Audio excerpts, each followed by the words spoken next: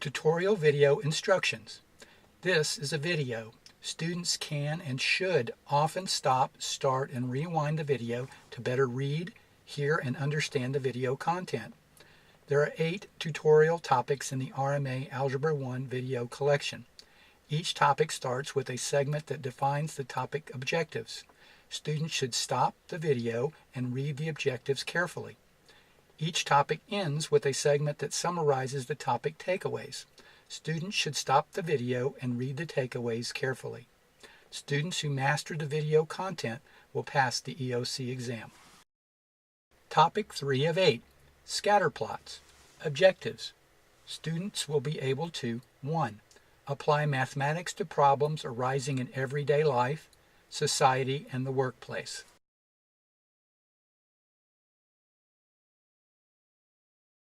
Hello, I'm Ms. Castillo, and today we're going to review over scatterplots. And I'm going to show you how to input the data into a calculator. So let's look at our first problem. A dentist made the table below to show the number of cavities her patients had as it relates to the number of times they flossed their teeth each week. So looking at the data table, here you can see that we have the number of times the patient flossed each week. So this is going to be our domain or our set of inputs. And then we have the number of cavities. And this is going to be our range, the set of outputs. And the question is asking, which of the following best describes the correlation of the data? There could be positive correlation, nonlinear correlation, negative correlation, or no correlation. Okay, so just an overview. Here we can see some examples of correlation. So here on the first one, you can see that we do show a positive trend as it is increasing from left to right. This one is showing a negative trend as it decreases from left to right. We have a nonlinear relationship that doesn't form a straight line. And then we have our no relationship or no correlation. There's no way of making a prediction out of this data. So let's go back to our example. Now let's input this data into our calculator. Okay, so we're going to go to Stat, Enter for Edit, and we're going to input our data for the number of times the patient flossed each week under L1, and then the number of cavities for L2.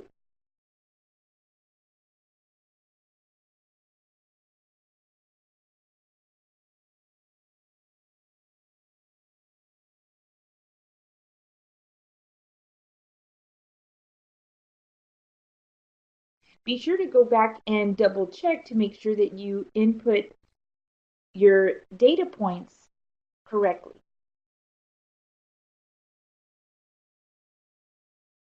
Okay, now that you have your data in our calculator, now we're going to turn the plot on.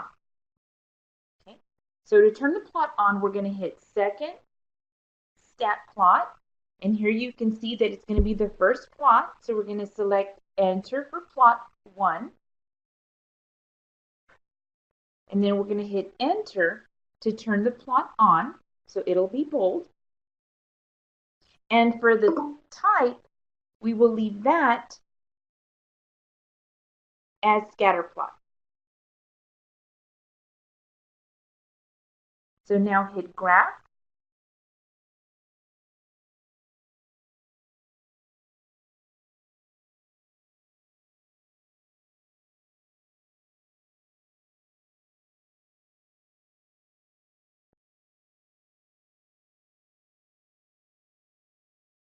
And here we can see our data.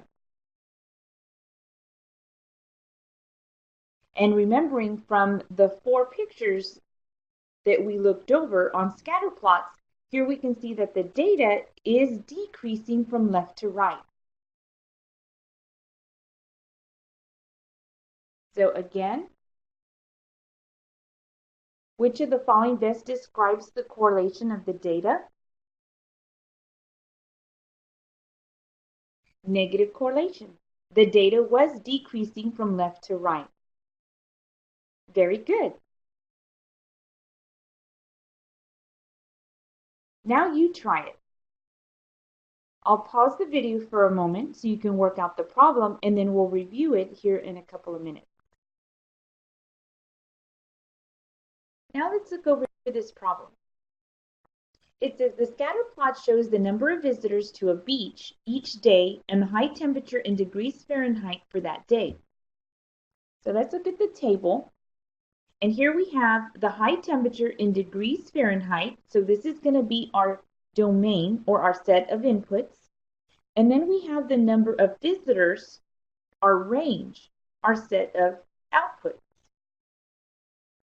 And so again, we're going to input this data into our calculator and graph it to see which of the following best describes the correlation of that data. Will it be positive correlation, increasing from left to right, negative correlation, decreasing from left to right, nonlinear correlation, making a curve, for example, or no correlation? So let's go to our calculator. Okay, so now once we go to the calculator, we're going to hit Stat, Enter for Edit. And here you can see that we're going to put our high temperature, which is our domain set, in for L1. And then we're going to put the number of visitors, our range set, into L2.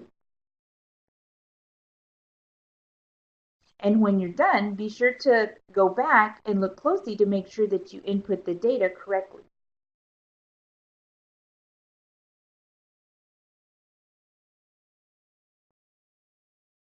Now that the data is input into the calculator, now let's turn the plot on. So from here, we're going to hit second, y equals.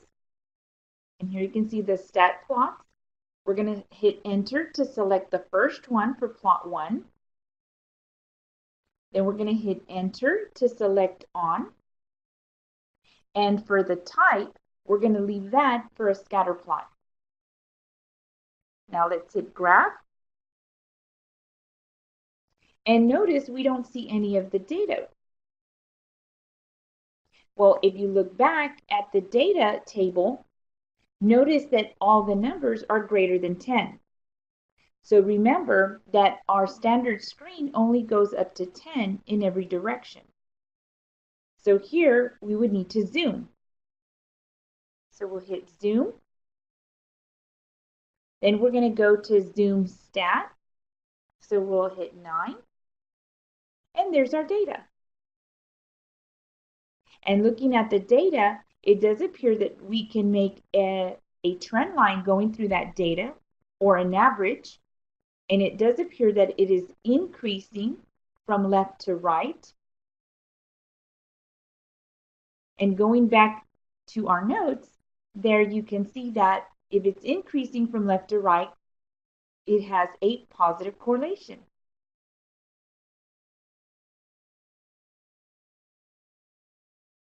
So from the answer choices, you can see that your answer is A. Topic 3 of 8, Scatterplots. Takeaways. 1. If the points are rising from left to right, the graph has a positive correlation. 2. If the points are falling from left to right, the graph has a negative correlation. 3. If the points do not fall or rise and are just scattered at random, the graph has no correlation.